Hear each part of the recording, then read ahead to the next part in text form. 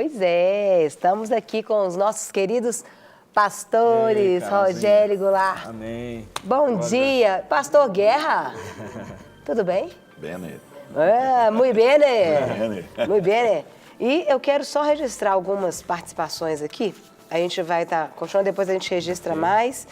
Graça e paz, somos Leonardo e Adriana de Septiba, Rio de Janeiro. Gostaríamos de agradecer pelo empenho de vocês, pois o programa tem sido uma bênção em nossas vidas. Deus abençoe a todos para que continue este trabalho maravilhoso. A cada dia, a cada tema e a cada dia, aprendemos de tudo um pouco. É isso mesmo. Fiquem na paz e que Deus, com sua infinita sabedoria, abençoe a todos vocês envolvidos neste lugar. Um abraço para você, Leonardo. Deus abençoe você, sua família também. E hoje nós vamos falar sobre bem-aventuranças, pastores. Nós já vamos adentrar mesmo, né? Ontem nós começamos a abordamos a introdução, né? Falando sobre o que são bem-aventuranças, a quem se destina e qual o propósito, né? Pelo qual as bem-aventuranças foram escritas. Então, hoje nós vamos entrar na primeira, né, que é os bem-aventurados, os humildes de espírito ou os pobres de espírito, né, depende a tradução aí bíblica.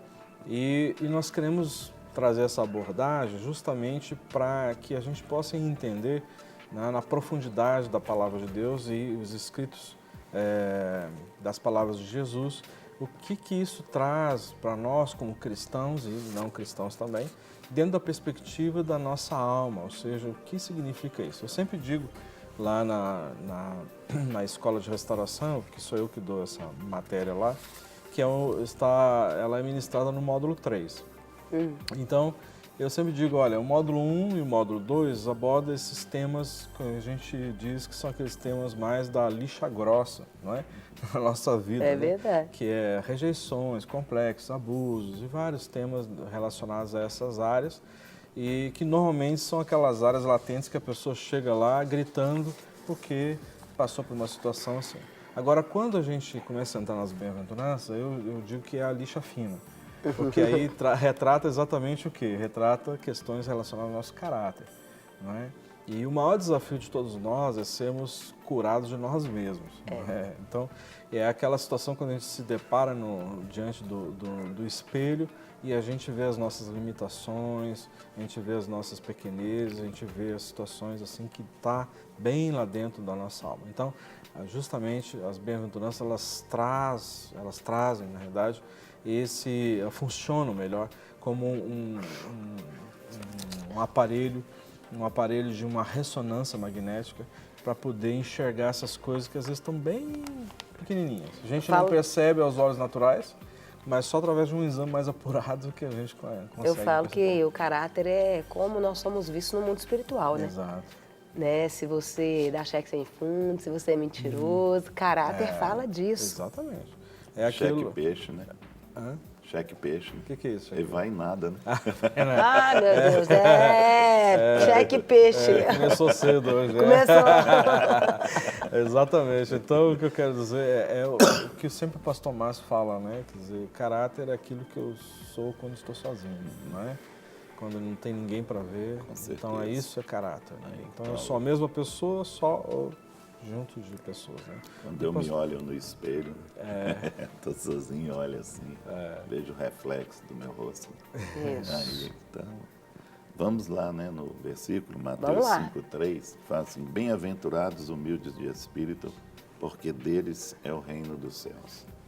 A expressão pobre de espírito tem sido mal compreendida. E por que não dizer bem distorcida? Existe uma má compreensão naqueles que a usam de forma pejorativa quando querem se referir a alguém. Fulano de tal é um pobre de espírito. Vejamos então o que é pobre de espírito. É o mesmo que carente ou dependente. A palavra empregada por Mateus é tochos, né? Tochos. Grego quer dizer tochos, que significa absoluta. Então, nesse sentido aí, nós vemos que eles distorcem essa questão do pobre espírito. Eu lembro lá de João 3,30, que ele fala assim, quando Jesus vem, fala assim, é melhor que ele cresça e eu diminua. Então, a maneira que nós vamos deixando Jesus crescer em nós, nós vamos diminuindo. Aí sim, aí eu vou ter esse retorno dentro de mim que realmente é humilde, a humildade, mas uma humildade baseada em Cristo. Né? E tem muitos falsos humildes aí, que usa isso para ganhar as pessoas, para chegar até as pessoas. Não é? Aí fala, não, fulano é tão humilde, mas tem que ver isso, né? Que aí vem na questão pejorativa também, né? Rotular ou intitular a pessoa e ela acaba abraçando isso. Depois a gente mostra a pessoa que não tem nada a ver com a pessoa. Então, quando Jesus fala isso, né, Jesus cita ele mesmo como exemplo de humildade. Né? E muitas vezes nós temos que ser exemplos para mostrar para as pessoas que realmente a humildade, né, traz o cristianismo para dentro de nós. Interessante essa tradução dessa palavra de absoluto, porque ele quer dizer justamente alguém absolutamente destituído dos seus direitos, destituído dos seus valores, justamente isso que o Guerra falou, ou seja, abrindo mão dos meus direitos, né, em prol do reino, em prol do Senhor. Então, bem-aventurados esses que são pobres de espírito ou humildes de espírito, que a palavra de Deus diz, são aquelas pessoas que realmente entendem que não são donos de nada, não são detentores de nada, tudo vem do Senhor, a provisão vem do Senhor. Não quer dizer com isso, que aí vem essa má interpretação muitas vezes, não quer dizer então que já que eu sou humilde de espírito, eu não preciso me preparar para o mercado de trabalho, não quer dizer que eu não, como nós tivemos a palestra ontem, né, tão tremenda do com o William Douglas, né? Ele falando justamente isso, ou seja, quantos textos bíblicos que falam a respeito de sucesso dentro da perspectiva correta, a perspectiva equilibrada que a palavra de Deus traz sobre isso, né? Então, quer dizer que eu sou um humilde espírito, não quer dizer que eu sou um coitadinho, que eu não tenho um lugar na sociedade, ou seja, que eu não posso buscar os melhores lugares, que eu não posso buscar as melhores colocações. Não é isso que quer dizer. Então, destituído, ou seja, dos meus direitos, dos meus valores, no aspecto de que o Senhor vem em primeiro lugar, que eu diminua, mas que ele cresça. Né? Então, essa é a perspectiva correta da tradução dessa palavra que fala de absoluto. É alguém, ou seja, que entende que o Senhor, qualquer bem maior que venha, vem do Senhor. Não é dele que vem e eu, na realidade, eu preciso diminuir para que ele cresça. No momento que ele está em primeiro lugar na minha vida, todas as outras coisas, elas vão ser ajustadas dentro disso. Né? A questão também, a questão de coração também. Tem uma história interessante que um senhor, ele pegou um porquinho para o filho dele e começou a criar o porquinho dentro de casa. E o porquinho cresceu. Né? Aí ele levou o porquinho, né? o porquinho para o veterinário e falou assim, ó, o porquinho agora quer ir para o barro. E eu não sei como é que eu faço. Aí o veterinário falou, deixa uma semana, e deixou na semana e devolveu para ele. Aí o porquinho ficou em casa. Só que chegou um ponto que cresceu muito, aí falou, vou arrumar outro porquinho agora e vou levar esse porco para o barro. Só que ele não queria ficar no barro. Aí só queria ficar dentro de casa. Aí voltou com ele no veterinário e falou, o que você fez com o porco que ele não quer ir para o barro? Ele falou assim, eu troquei o coração dele, botei um coração de cachorro. Então ele mudou o coração dele, ele não vai querer barro mais. Não é? Então, a questão assim, nós temos que ter um coração trocado. Lá em Ezequiel fala que, isso. Não é? Nós temos que trocar o nosso coração. Então, eu creio que já parte daí a humildade. Quando Jesus pregou ali no Sermão do Monte, eu creio que ele colocou nas entrelinhas ali, ó, você quer ser humilde, então, como se diz, me coloque dentro do seu coração. Né? Nasça de novo, traga mesmo essa alegria para dentro de você, que bem-aventurados, é alegre, é feliz. Né? A verdadeira alegria está em Cristo. Né? Então, né, se você quer ser uma pessoa humilde, realmente, né, um bem-aventurado, deixa Jesus crescer dentro do seu coração. Amém. Pois é, gente, o papo está muito bom aqui, mas tem mais pessoas querendo participar. Nossa, aqui a Creuza Alves. Bom dia, Creuza. Bom dia. Tudo bem, querida? Tudo bem. Você está querendo fazer uma pergunta para eles, não é? Sim, exatamente. A situação é o seguinte, eu tenho um irmão, nós crescemos num lar evangélico, meu pai é pastor. O meu irmão ficou casado há 7 anos e com esse casamento ele teve várias amantes. Inclusive agora tem 1 ano, ele largou a esposa e está com a amante, né? Casou com a amante. Só que ele não abandonou essa vida dele, né? Ele agora foi consagrado a pastor e ele ainda continua tendo outras amantes.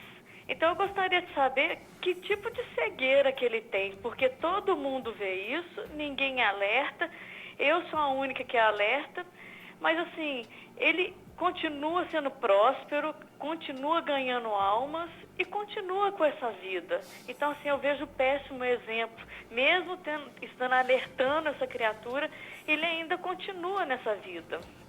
Eu gostaria, assim, de um esclarecimento. O que está acontecendo? Porque isso não é normal. Ô, Creuza, primeiro eu quero te agradecer, viu, querida? Pela sua participação, por você estar conosco. Os pastores, nós vamos conversar, né? Nós vamos estar comentando aqui sobre isso, trazendo a resposta. E você continua assistindo aí pela televisão E só uma essa resposta. observação, amada, é só uma observação. Ele só pega mulher casada. Tá. Tá? Inclusive, essa amante que ele casou foi casada e ele só se envolve com mulher casada. E mesmo agora, tem 1 ano que ele casou com a amante, ele já arrumou outra. Então, assim, esclarecer o que a gente pode fazer, se é uma doença, o que é que pode fazer com a vida desse homem, porque ele está se afundando. Tá bom. Querida, muito obrigada, viu? Obrigada. E vai ser um dos motivos de oração no final do quadro também. Amém. Tá? Amém. Deus abençoe. Um Amém, beijo. um beijo. E assiste aí pela TV. Muito obrigada. É desafiante, né? Nossa. São situações assim, bem delicadas mesmo. Bom, aí o Guerra também pode entrar aqui. Bom, uma coisa assim, primeiro que eu quero falar é que existem situações não resolvidas na vida dele desde o seu passado, não é? E estão abertas, são uma ferida aberta, exposta, que independe da posição que ele esteja hoje, mas essa realidade ainda o aprisiona. Então ele está aprisionado. Nós chamamos isso de cativeiros. Não é? Então é um cativeiro onde ele está cativo, preso, que é essa área da sexualidade.